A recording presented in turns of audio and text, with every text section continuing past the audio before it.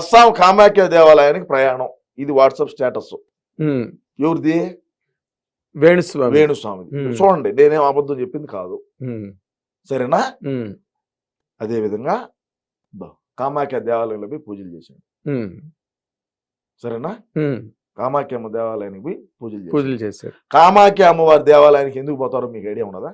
Black magic చేసేవాడు ఎవడైతే ఉంటాడో వాళ్ళ మ్యాజిక్ లాడ వాళ్ళలో ఎంత కలేజా ఉన్నది, వాళ్ళలో ఎంత శక్తులు ఉన్నాయి అనేదాన్ని ఆడ ప్రదర్శించి వీళ్ళకి నెగిటివ్ ఏదైతే ఉంటుందో ఈ నెగిటివ్ ఆడబెట్టి పాజిటివ్ వైబ్స్ తో వచ్చారు బయటికి. మళ్ళా ఓకే, అర్థమైందా? పాజిటివ్ వైబ్స్ వచ్చి ఎదుటోడిని నువ్వు బ్రహ్మాండంగా పాజిటివ్ ఉంటావు, నీలో నెగిటివ్ పెడతారు. ఓకే, నీలో నెగిటివ్ పెట్టి భయాన్ని క్రియేట్ చేసి వీడు అవసరం. అయ్యా ఒక్క మాట నాయన ఒకటి చెప్తా. ఈయన ఎవడైనా సరే పూజారి గాని, సిద్ధాంతులు గాని, వేద పండితులు గాని ఎవరైనా పూజ చేసేవాళ్ళు ఏం పెడతారయ్యా? నైవేద్యం కాదు, హోమగుండం పెడతారు. దాంట్లో వేసే సామాగ్రిలు అన్ని తెచ్చుకుంటారు. ఆవు నెయ్యి, ఆ దినుసులు అన్ని తీసుకొస్తారు. దినుసులు ఏంటియో అన్ని తెచ్చారు వేస్తారు కదా, జాకెట్ ముక్కలు అవి, కొబ్బరి ముక్కలు, కలిశాలు గిలిశాలు పెడతారు. ఈడేం చేస్తాడయ్యా? చికెన్ పెడతాడు, చేపలు పెడతాడు, మటన్ పెడతాడు, మందు పెడతాడు. నువ్వు పూజ చేసుకుంటావు అంటే నువ్వు వైన్ తాగుతావా, విస్కీ తాగుతావా, నా బ్రాండ్ సింగల్ మాల్ట్ తాగుతావా, డబల్ మాల్టా, జానీవాకరా, శివాస, గోల్డ్ లేబులా, బ్లాక్ లేబులా, అది ఈడు తాగుతాడు. వాళ్ళకు పోతాడు, ఓడు తింటాడు, ఈడు తింటాడు. తిని ఊళ్ళ పియ్యంతా తిని ఏ విధంగా ఉన్నాడు వాడు ముఖం చూడు ఎట్టున్నది ఒకసారి. ఈడు మనిషాయా? ఈడ సమాజంలో ఇటోళ్ళు ఎందుకుయా? అవసరమా? బ్లాక్ మ్యాజిక్లు చేసుకునే వాళ్ళందరినీ కూడా సమాజం ఏ విధంగా ఇది చేస్తాను వెంట తగులుతుంది కదా. మన పల్లెటూళ్ళలో అయితే చూస్తే, పల్లెటూరులో మా రాయలసీమ పక్క అయితే ముందు పక్క ఉండే పూలను 3 రాళ్ళు దుబ్బుతారు. అర్థమైందా? రాళ్ళు దుబ్బినప్పుడు మాట సరిగా రాదు, అవును, తుస్సుపోతాది. ఆ మంత్రం పనిచేయదురా, ఈ పట్టరాండి అని చెప్పి చెట్టు కట్టేసి ముందు పక్క పూలను 3 రాయి తీసుకొని రాళ్ళ దుబ్బి ఆమెను అనిపిస్తారు. ఈడ ఆ వారు తెలంగాణ ఉన్నాయి తిరుగుతున్నాడు హైదరాబాద్ లో. వరి నా కొడుకు లేయి వాడి దగ్గర ఈడు జాతకం, ఈడిది వంకొని ఈడు చూసుకోలేడు, ఈడిదేంది పక్కనోడు చూసి చెప్పేది. ఈడిది కనపడితే కదా ముందు, ఈడు వంగి ఓడి కాలు పొట్టిన చూసుకోమని చెప్పు, మళ్ళీ చెప్పమని చెప్పు పక్కనోడిది ఏమన్నాను. ఈడిది అంత తెలుసుంటే ఒక్కటి చెప్తా. ఈయన ఎవడైనా సరే ఈడిదే మొత్తం తెలుసుంటే ఈడు పక్కనోడికి ఎందుకు చెప్తాడు? ఈడే బ్రహ్మాండంగా కోటాను కోట్లు సంపాదించి హెలికాప్టర్లు ఆడించే స్పెషల్ జెట్ ఫ్లైట్లు, విలాసవంతమైన భవనాలు, ఫామ్ హౌస్లు అన్ని కట్టుకొని ఉండరా? అవును, పబ్బు పెట్టుకుంటాడంటే ఎవడు నా బ్రాహ్మణ్ కులానికే. బ్రాహ్మణులు అంటే నాకు చాలా గౌరవం. నేను ఏడన్నా మాకు కుల గురువులు ఉంటారు, మా పల్లెల్లోకి వచ్చారు వాళ్ళు, గుంటూరు నుంచి మా రాయలసీమకు వచ్చారు, కుల గురువులు అంటారు వాళ్ళను. మేము వాళ్ళు కనపడితే పాదాలకు నమస్కారం చేసుకుంటాం, వాళ్ళు పైన కూర్చోంటే మేము కింద కూర్చుంటాం. బ్రాహ్మణులు అంటే అట్లా ఉండాలా. ఈ నా కొడుకు ఏంది వచ్చా నా కొడుకు చిల్లర నా కొడుకు, ఈ మాట ఇచ్చినా కూడా దరిద్రం. మరేంటి అసలు ఆవిడేమో రోజా గారు నాకు తెలుగుదేశం వాళ్ళతో ఏ ప్రాబ్లము లేదు, ఉన్న ప్రాబ్లం అంతా మా వైసీపీ వాళ్ళతో నేను ఎక్కడో మాట్లాడినట్టుగా వీడియో ఒకటి. అవును నాగేంద్ర గారు, వాస్తవమే, వైసీపీ వాళ్ళతోనే ప్రాబ్లం. ఎందుకు? మా పార్టీలో మాకే. ఎందుకంటే 40 లక్షలు లెక్క అడిగితే ఏం ప్రాబ్లం రాదా? ఒక దళితుల దగ్గర నామినేటెడ్ పోస్ట్ కి నువ్వు ఒక మున్సిపల్ కౌన్సిల్ పోస్ట్ కి 40 లక్షల రూపాయలు నువ్వు లెక్క వసూలు చేసినావంటే నువ్వు ఎంతో ఏ విధంగా ఏ రకాన నువ్వు సంపాదించుంటావో. ఇంకేమో పర్యాటక శాఖ మంత్రిని ఇచ్చారు, రాష్ట్రానికి పర్యాటకులు వచ్చేట్టుగా పాలన చేయంటే ఏమో పర్యటనలు చేయబోతుంది. ఆ శేఖర్ మాస్టర్ నేర్చుకొని దుబాయ్ పోతుంది, లండన్ పోతుంది, ఆఫ్రికా పోతుంది, జింబాబే పోతుంది, శ్రీలంకకు పోతుంది, థాయిలాండ్కి పోతుంది. రాష్ట్రాన్ని పర్యాటకులు వచ్చేట్టుగా చెయ్యి. మన రాష్ట్రానికంటే ఏమో పర్యటన చేయబోతుందన్నా, ఏం చేయాలన్నా చెప్పు, ఏం చేద్దాము. అదే విధంగా చూసుకుంటే నగిరిలో ఏం అధికారంలోకి వచ్చిన తర్వాత మా పార్టీ అధికారంలోకి వచ్చాక శాసనసభ్యురాలుగా ఉన్నింది, ఆ తర్వాత మంత్రిగా ఉన్నింది. నియోజకవర్గాన్ని ఏ విధంగా ఆయన అభివృద్ధి చేసిందంటే శూన్యం. 500 లీటర్లు ట్యాంకులు ఉంటాయి తెలిసిన, వాటర్ ట్యాంకులు. ఆ వాటర్ ట్యాంకులు ఓపెన్ చేయని పోతుంది. ఇప్పుడు దళిత వాళ్ళు ఉంటాయి, హరిజన్ వాడ, గిరిజన వాడ, ఇవి ఉంటాయి కదా, వాళ్ళు 500 లీటర్ల ట్యాంకర్ ఒకటి తెచ్చేది, ఒక ట్యాంకర్ నీళ్లు తెచ్చేది, కింద ఊరికే తెత్తున ఒక ఇది వేసేది దిమ్మి మాదిర, దాని మీద ట్యాంక్ పెట్టేది, 3 పక్కల 3 కుళాయిలు పెట్టేది. ఆ కుళాయిలు ఓపెన్ చేయని పోతుంది. ఇది మా బతుకైపోయి, ఇదే పరిశ్రమలు తేవటం, ఇదే అభివృద్ధి చేయటం. నువ్వు అటోళ్ళు నీకు ఓట్లు ఎచ్చరా? నిన్ను నమ్ముకొని నీకు ఓట్లు ఇచ్చే నువ్వు చేసే పనులు నువ్వు చేసివి. నువ్వేమో కొడుకేమో ₹1,00,00,000 పైన పెట్టి కారు తీసిచ్చివే. నీకు ఓట్లు వేసిన ప్రజలు ఏ విధంగా ఇదవుతారండి? ప్రజలు ఎటన్నా సావని, మనకు అవసరం లేదు. మనకు ప్రోటోకాల్ ఉండాలి. మనం కాళ్ళ మీద కాలు వేసుకోవాలా, కారులో కూర్చొని పోవాలా. కాళ్ళు ఎట్ట కూర్చుంటావు తెలుసా? కారులో కూడా నీకు కాళ్ళ మీద కాలు వేసుకొని కూర్చుంటుంది. కాళ్ళ మీద కాలు వేసుకొని డాష్ బోర్డు తగిలించాలి. ఈ కాలు డాష్ బోర్డు తగిలించి ఆమె కూర్చుంటారు. ఆమెను కూర్చుంటుంది. ఇంకా తిరుమలకు సోమవారం వచ్చారా, మంగళవారం వచ్చారా, బుధవారం వచ్చారా, శనివారం వచ్చారా రాండి అంటారు. ఆమె తిరుమలకు దర్శనాలు కింద నుంచి బస్సు పెడతాది. ఒక్కొక్కరికి 20,000 30,000 తీసుకుంటది. కోటాను కోట్లు సంపాదించింది. అన్నగారేమో మైనింగ్ గ్రావెలు ఆ నుంచి వచ్చి ఇసుక అక్రమంగా దాటియటం, అక్రమంగా ఎర్రచందన రవాణా, బార్డర్ దాటియటం. నగిరే కదా, నగిరి దాటితే తిరువల్లూరు ఆడనే పోటీ చేస్తుంది ఇప్పుడు మళ్ళా. తిరువల్లూరు కాట్పాడి ఆ 2 గడ తమిళనాడులో. ఇప్పుడు ఆ 2 గడ ఎవరు సలవమనే ఫండింగ్ చేశాడు. ఇప్పుడు వాళ్ళేమో బార్డర్ దాటిస్తారు. వాళ్ళ పని వాళ్ళది. అన్నగారి సంపాదన అన్నగారిది, ఏమో సంపాదన ఏమది, మొగుడు సంపాదన మొగుడిది.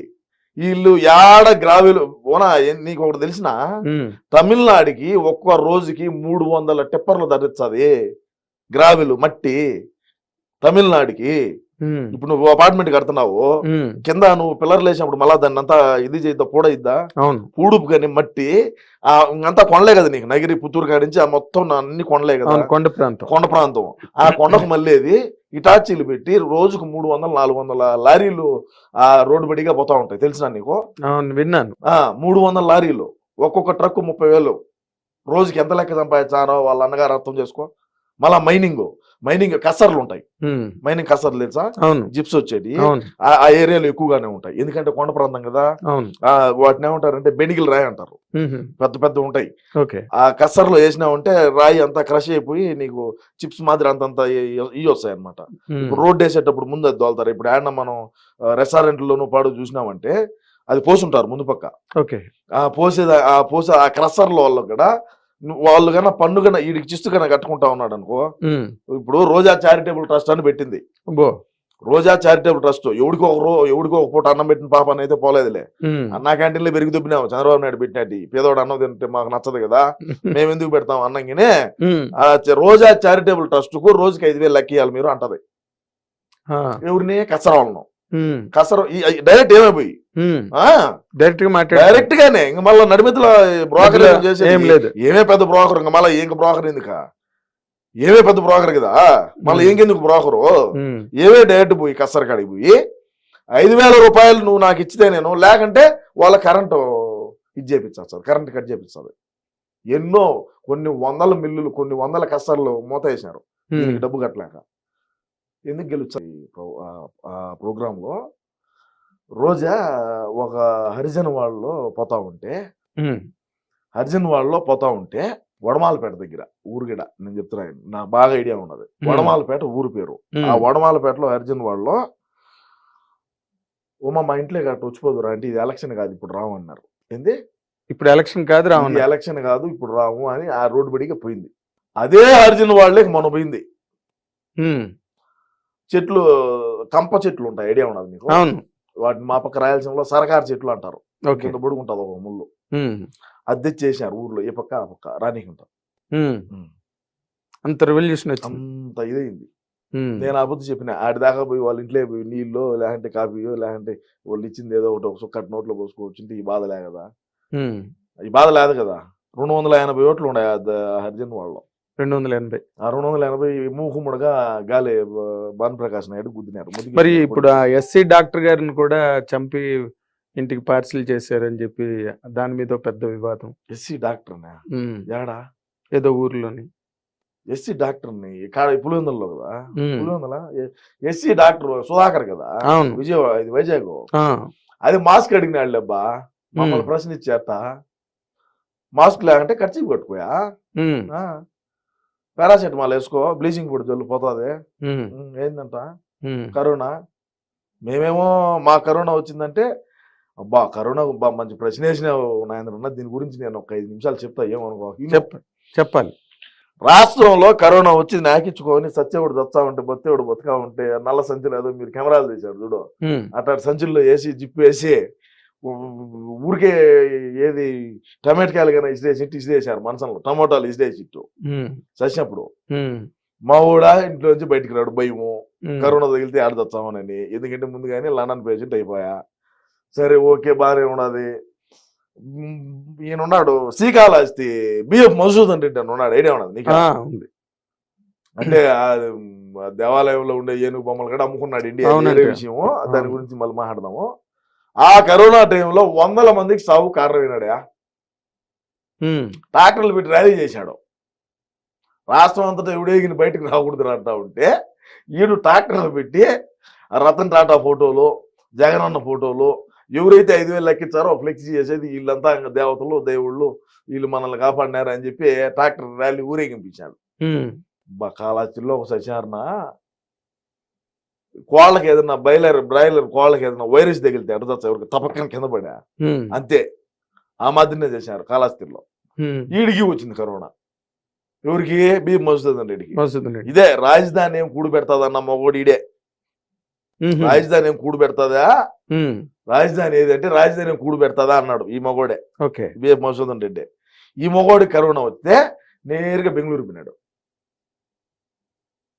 ఈడేమో ఈ బడిగా ఉన్న వాళ్ళందరూ, ఆ ట్రాక్టర్ తోళ్ళు, ఆ ట్రాక్టర్ గిరువల్లో ఉన్న వాళ్ళు పెట్రోల్ బాయిలర్ కోళ్ళు మాదిరి చచ్చిపోయారు. సరే కరోనా టైంలో ప్రెస్ మీట్ పెడతాడు అన్న అంటే, అన్న నేను మామూలుగా ట్రోల్ చేస్తారా, టైం ఒకటి ఉంటుంది వాచ్లో, ఇక్కడ ప్రెస్ మీట్ లైవ్ ఒక టైం ఉంటుంది. ఆ రోజు టంచంగా ప్రెస్ మీట్ పెట్టడం సాలేసాడు. తెలుగుదేశం వాళ్ళు జనసేన వాళ్ళు కంకణం కట్టుకొని ఉంటారు, మా వాడు ఎప్పుడెప్పుడు దొరుకుతాడో ఇరికిద్దామా అని. వాచ్లో టైం ఒకటి ఉండే, ప్రెస్ మీట్ లైవ్ ఒక టైం ఉండే. ఇది రికార్డ్ చేసి దాన్ని ఎడిటింగ్ చేసి మళ్ళీ లైవ్ అని చెప్పి వదిలినారు. ఆ రోజు దాంచి 10 రోజులు వాచ్ గడ్డ పెట్టుకోవాలి మా వాడు. ఈ వాచ్ పెట్టుకోవడం మధ్య కదా నాకు గెత్తిందే అని. ఓకే, కరోనా టైంలో నేను చెప్పేది ఏం చేస్తావు కరోనాలో, ఏమి మామూలుగా క్రైసిసా, ఈ బ్లీచింగ్ పొడి చల్లంటే పోతాది అంటాడు. పారాసెటమాల్ సరే అటన్నా బ్లీచింగ్ పొడి చల్లామా అంటే, బ్లీచింగ్ పొడి రేట్ ఎక్కువ అని చెప్పి మైదా పిండి తెచ్చి చల్లితే బ్లీచింగ్ పొడి. జోగి రమేష్ స్వామి నేను కాదు, జోగి రమేష్ 14 కోట్ల రూపాయలు బ్లీచింగ్ పొడి చల్లుతున్నానని స్కామ్. ఇది నీకు తెలుసో తెలీదు? బ్లీచింగ్ పొడి రేట్ ఎక్కువ అని చెప్పి మైదా పిండి తెచ్చి చల్లినారు స్వామి. బ్లీచింగ్ పొడి రేట్ ఎక్కువ కదా, ఎన్ని ప్యాకెట్లు అయితే, అందుకని చెప్పి ఇటు మైదా పిండి మూటలు తెచ్చి ప్రజల్ని రిల్ చేశాడు. మావాడు ఏమంటా అంటే బ్లీచింగ్ పొడి తెచ్చామా, పారాసెటమాల్ వేస్తే సరిపోతుంది, ఏ ఇబ్బంది ఏం లేదు అని మావాడని. మా శాసనసభ్యులకు కానీ మంత్రులకు కానీ కరోనా వస్తే పక్క రాష్ట్రాలకు పోయి అపోలో హాస్పిటల్లో కొనుక్కుంటారు. నాకు ఇచ్చుకొని నియోజకవర్గంలో ఉండే ప్రజలేమో ఏ విధంగా అల్లాడినారో చూశారు. మాస్కులు తెచ్చే మాస్కులు కూడా 3 రంగులు ఏనంటయా, ఇదే అంటే మా బతుకుగాడు ఇదే లేదు, వేరే విషయము. మేము కూడా ఇది నిద్రపోయేటప్పుడు కూడా పక్కలో పెట్టుకుంటాం, అది వేరే విషయము. ఎందుకు? ప్రేమ, అభిమానం, ఆప్యాయత. మా అన్న అంటే ఆ విధంగా ఉంటుంది పరిస్థితి. ఎందుకంటే వివేకం సార్ అంటే అభిమానము. ఆయన మన మధ్య లేకపోయినప్పటికీ, ఆయన మన మధ్య లేకుండా చేసినప్పటికీ నా పార్టీ అంటే మాకు అభిమానం. అంతేనా? అంతే. మరి వివేకానంద రెడ్డి గారికి సంబంధించిన ఏ ఆధారాలు కానీ, దానికి సంబంధించిన ఏ ఆచూకీ కానీ ఏమీ తెలియకుండా ఇప్పటి వరకు మధ్యాహ్నం కూడా మొన్న రిటైర్ అయిన వెంకటేశ్వరరావు, ఆయన మాట చెప్తే మాకు తొడుచే స్వామి, ఆయన మాట చెప్పదు. ఆయన కూడా చెప్పారు ప్రాథమిక విచారణలో గనక దొరకకపోతే అది అలా పెండింగ్ అయిపోతుంది, మళ్ళీ దానికి సంబంధించిన వివరాలు దొరకడం కూడా చాలా కష్టం, కేసు కాంప్లికేట్ అయిపోతుంది అని చెప్పారు. అంటే కేసు కాంప్లికేట్ అవటం అంటే అండి, ఇక్కడ మేమేం చెప్పినా అంటే నేను నీకు మొదటి నుంచి చెప్తే క్లియర్ గా అర్థమవుతుంది. కదిరిగిపోయి గొడ్డలు తెచ్చింది ఒకడు, నరికింది ఒకడు. మా ఊడు ఏ లంగా పని ఉన్నా కూడా ఈ నుంచి స్పెషల్ ఫ్లైట్ వేసుకొని పోతాడు కడపకు. ఆ రోజు కాగానే రోడ్డు మార్గంలో ప్రయాణించినాడు. ఆ రోడ్డు మార్గంలో ప్రయాణించడం కూడా పొద్దున్నే ఎప్పుడో బయలుదేరితే సాయంత్రానికి పోయినాడు. మా నాటు భాషలో చెప్పాలంటే ట్రాక్టర్లో పోయినా కూడా సంధ్యాలకు పోతాడు.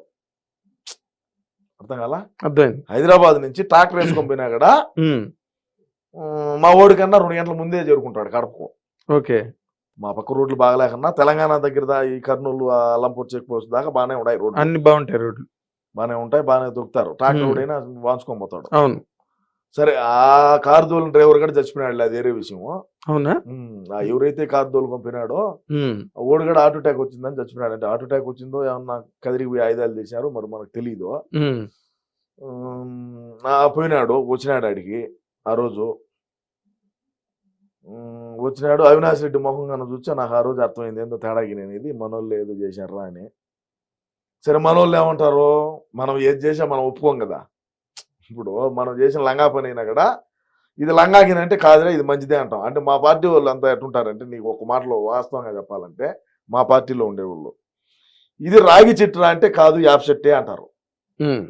నువ్వు ఇది రాగి చెట్టురా స్వామి నాకు బెరికి, ఇది రాగిది రాకు, రాగి ఆకు తెలుసు కదా, ఇది రాగి ఆకురా, ఇది రాగి చెట్టురా, ఇదో రాకు పెద్దదిగా ఉండదు రా నువ్వు కాదు యాప్ చెట్టు హైబ్రిడ్ యాప్ చెట్టు ఇది, ఇదే యాప్ చెట్టు, ఇది రాగి చెట్టు కాదు అంటారు. అంతే నమ్మరు ఒప్పుకోరు. మేము పట్టుకున్న కుందేళ్ళకి మూడే కాళ్ళు 4 ఉండవు అనేది మా సిద్ధాంతం. అదే మరి. సరే వచ్చినాడు అన్న వచ్చినాడు, ఆ ప్రెస్ పొద్దున్నే ఏమో గుండెపోటాన్ని టీవీలో వేసినారు, మలారం చేపటికి కబేట్ తగులుకొని రక్తం కక్కుని బాత్రూంలో చచ్చిపోయాడు అన్నారు. మలరం చేపటికి ఏమో గొడ్డలేట్లు పడినాయి. ఆ తెలుగుదేశం బీటెక్ రవి ఆదినారాయణ రెడ్డి అప్పుడు తెలుగుదేశం పార్టీలో మంత్రిగా ఉన్నాడు ఆయన. ఆదినారాయణ రెడ్డి ఇప్పుడు బీజేపీలో ఉన్నాడు, బీజేపీ తరఫున పోటీగా చేశాడు ఆయన. ఆదినారాయణ రెడ్డి బీటెక్ రవి వీళ్ళిద్దరు కలిసి చేశారు అని చెప్పినారు.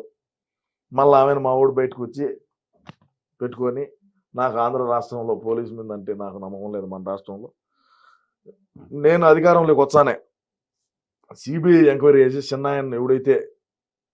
చిన్నాయన్ని చంపినటువంటి ఎవడైతే నిందితులు ఉన్నారో వాళ్ళు కఠినమైన శిక్ష చేస్తానన్నాడు.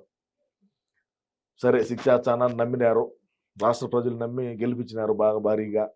నారాసుర రక్త చరిత్ర అని ఒక బుక్ గడ్ రిలీజ్ చేశాడు, ప్రజలు నమ్మినారు. గొర్రెలు కదా మా ఊడేది చెప్తే అది నమ్ముతారు. సరే బాగానే ఉండదు. మళ్ళా 2019లో మేము ప్రమాణ స్వీకారం చేసిన తర్వాత సునీతారెడ్డి డైరెక్ట్గా పోయి, సునీతారెడ్డి వాళ్ళమ్మ సుగుణమ్మ పేరు సంథింగ్, వాళ్ళిద్దరూ పోయి ఏందన్నా నాయన పరిస్థితి ఏంది, నాయన కేసు ఏంది, ఆ కేసులో ఏం లేదులే నేను మాట్లాడతాలే, మెడికల్ కాలేజ్ ఒకటి కడదాము అని చెప్పి మెడికల్ హిట్ టీవీ యాప్, ఇందులో short news, live news, entertainment shows, movies, digital magazines తో పాటు మీ జిల్లా వార్తలను కూడా ఫ్రీగా చూడొచ్చు. అంతేకాదు కేజీ నుంచి పీజీ వరకు విద్యార్థులకు స్కాలర్షిప్ కూడా అందిస్తున్నాం. ప్రతి వారం 10 మందికి లక్కీ డ్రా ద్వారా ఒక్కొక్కరికి 10,000 రూపాయలు అందిస్తున్నాం. ఇంకెందుకు ఆలస్యం, వెంటనే హిట్ టీవీ యాప్ ని డౌన్లోడ్ చేసుకుని ఫ్రీగా ఎంటర్టైన్మెంట్ పొందండి. Hit TV app. Hit TV app. Please download hit TV app. Hit TV app ని ఫ్రీగా డౌన్లోడ్ చేసుకొని ఎంజాయ్ చేయండి. మీకు నచ్చిన ఎంటర్టైన్మెంట్ కోసం హిట్ టీవీ యాప్ ని ఫ్రీగా డౌన్లోడ్ చేసుకుని ఎంజాయ్ చేయండి. హిట్ టీవీ యాప్ ని డౌన్లోడ్ చేసుకుని ఆస్వాదించండి, ఆశీర్వదించండి. ఇంతమంది సెలబ్రిటీలు హిట్ టీవీ యాప్ ని డౌన్లోడ్ చేసుకోండి అని చెప్తున్నారంటే ఎంత మంచి యాప్ ఆలోచించండి. అమెరికా అమెరికాలో చదవాలనుకునే వాళ్ళకి విశ్వసనీయమైన పేరు మన శౌర్య కన్సల్టెన్సీ. UK లో 1 year masters, 2 years work permit up to 5 years visa. Contact Saurya Consultancy. Contact 89851 89851.